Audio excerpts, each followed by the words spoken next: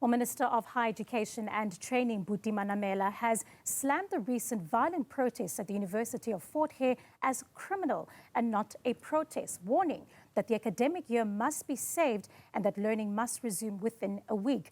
Now, this comes as reports indicate that the protests at the university caused damage estimated between 250 million and 500 million, with key buildings set alight and academic activities brought to a halt. For more, we are joined by Tebogo Letsie, the chairperson of the Portfolio Committee on Higher Education. Tebogo, thank you so much for your time. Fort Hare University coming to a standstill, but this is not the first time we've seen such violent demonstrations coming out of the university, hearing the minister describing it as a criminal element rather than a protest. Does this, of course, now take away perhaps the issues that have been raised by students on the ground? Good evening, Vero, to yourself. Good evening to the viewers of Newsroom. Thanks for having us. I think maybe just a correction quickly. I think the protests at that institution were not violent. I think there was violence that happened in 1 or 2 days. But the demonstrations have been happening, they've been peaceful. And that is why we want to make a call that an investigation must be conducted there to find out who committed this criminal activity of burning our institution called Fort Hare. Students have made calls that it's not them, it's some in the management who wanted to create this problem. Management is saying students, others are saying Amapara were found or seen on campus. So the only thing that will help us there is to get an investigation that will reveal what has happened. I mean, most of the time, or sometimes, you do have unethical business people. When they get an opportunity like this, because they are on panels in these institutions, they create this mess. I mean, you've just said the estimated damage is between 250 million and 500 million. I mean, if you have unethical business people who are on these panels, they are likely going to get 2 or 3 people, not even people, 2 or 3 criminals to go burn our institutions so that they are able to benefit. I mean, if there are 3 companies on a panel, one of them is highly likely going to get, this tender. So a serious investigation must happen there that must unearth, because we must not be excited and say it's students or it's management or it's this sometimes unethical people. For us to speak boldly on it, we need to, a credible company, a forensic company must help us get to the bottom of those things. And you've mentioned as well that at some point this protest was peaceful. We know that students have been for some time now complaining about very specific issues, from governance at the university, from communication, the leadership as well at the university.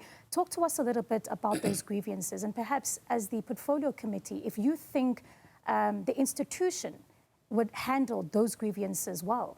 I mean, the students have written to the minister, they've written to the department, they've written to us, detailing a number of things. We have written to the department to inform us what is it that they are going to do to bring stability in that institution. A number of issues they've raised is that the university statute is not being respected by the governance structure they called council, because that statute says that the vice-chancellor should be or must be there for terms not exceeding 2 terms. And as we speak, the council have given him an extension. This extension also violates the same statute, because the same statute speaks about the retirement age of an institution being 65. And there were other people who would have written to us who were senior leaders, deputy vice chancellors in that institution, who when they turn 65, they were sent home following the statute. And then they've written to us, the students, saying, with this one, things are a bit different. The students don't organize SRC elections. It's the management that organizes. Now, management does not, or in this case, did not organize elections on time. Waited for the term of the SRC to expire and then say, we're going to install interim SRC ourselves. And the students were saying, but no, it means you are going to put your own people, or rather stooges, as they put it in the letters to us. We are going to put your own stooges who are not going to represent views of students. What is important is that let's have SRC elections democratically, elect our own leaders who are going to represent us, and that process. So they've raised a number of issues. But like I said, that institution is extremely important. There's produced, I think, 4 or 5 people who went on to become president. I mean, Robert Mugabe comes from there, President Nelson Mandela, amongst many other serious leaders who, went to that institution. So it's a serious heritage site, and we must preserve it.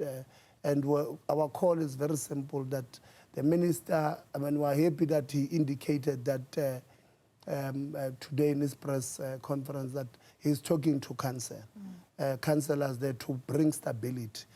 Indeed, that is what Higher Education Act instructs him to do.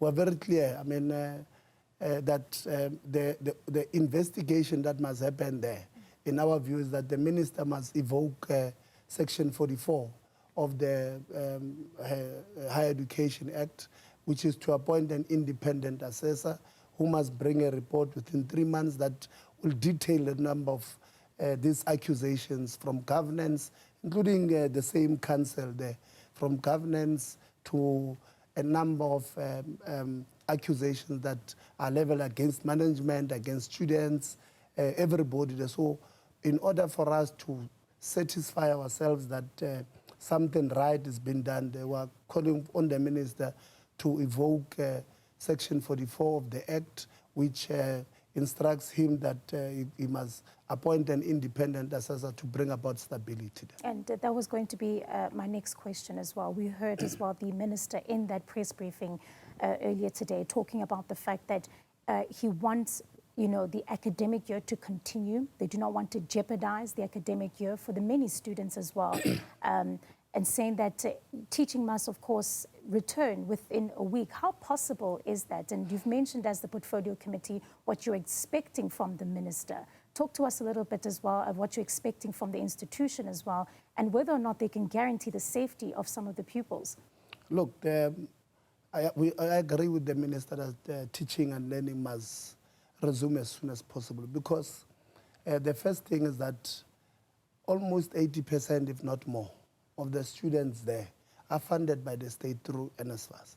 And if we lose this academic year, it means the state must still fund them again next. And we don't have those funds as a country to fund the same people on something that we can save. I believe that the academic year must be saved. If it means that exams must, be postponed for 2 weeks, 3 weeks, so that we cover the lost ground, I believe that must be something that must be done. Whether or not that management, can make sure that we do recover this time. I think I've not seen reports myself. I'm only going to Fort Hare. The students said they want to give us a memorandum of demand on Monday.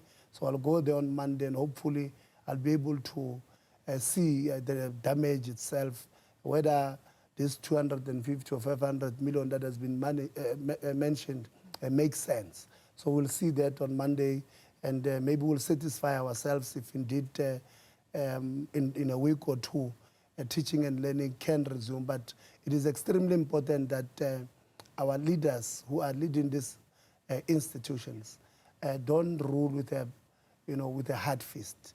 Must engage stakeholders. I mean, a number of stakeholders, they write to us almost on a weekly basis that Policy X has been changed unilaterally by management. It affects students this way. The voice of students was not sourced. The voice of workers, the work is institutional forum. So we can't continue to have our leaders, taking decisions that have long-term effect on other people without engaging with those people. The culture of unilateral leadership must come to an end. We must collaboratively work together, make sure that you consult everybody, even if you disagree, but you consult, you sit down, you say, this is the proposal that we have as a council. We believe this thing will help us this way. Students, they will come and say, no, we don't think this one will help because of 1, 2, 3, 4. Maybe they even reach a consensus on other things. So I hope that management there will make sure that the safety of this student is guaranteed, because parents in this country, they give us as a sector their children. Many of them don't come from Alice or East London, they come from outside. And parents are worried that if probably their residences, we can even start ejecting this student out of residences. Where are they going to? So the safety of the students is extremely important to us. And just talk to me about the broader instability at Fort Hare University. Is this institution one of those for you as the portfolio committee that could be perhaps on, a red list? Is it a institution that you would say, because of this reoccurring instability, is an institution currently in crisis mode? Look, you'll remember that there's about 18 people who are workers there at that institution who are arrested for fraud and corruption. From a management point of view, that's bad. There are people there who have lost their lives, who have been shot and killed who were working at that institution. There's a person who was working, a senior person was working at HR, who is arrested for allegations that he was the one who was killing people at that institution. So it's a worrying factor. Worrying factor there. This institution is on the red because it's not the first time these things happen. In 2019, you'll remember that they were under administration. It was not the first time they were under administration.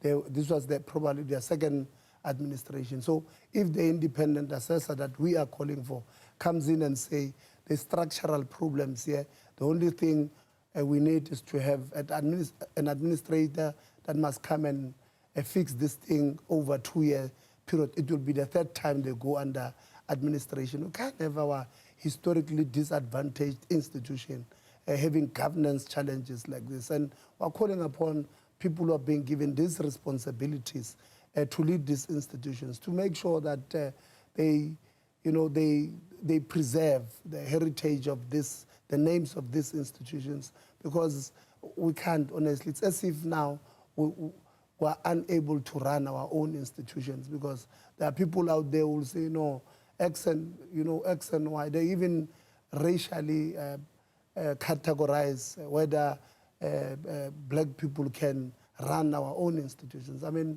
it can be. So we're calling upon these leaders who are given these responsibilities to please make sure that when you are leading these institutions, you do well. You do so, with the integrity, with the good ethics and morals. We don't want people who are creating serious problems for us. Yeah.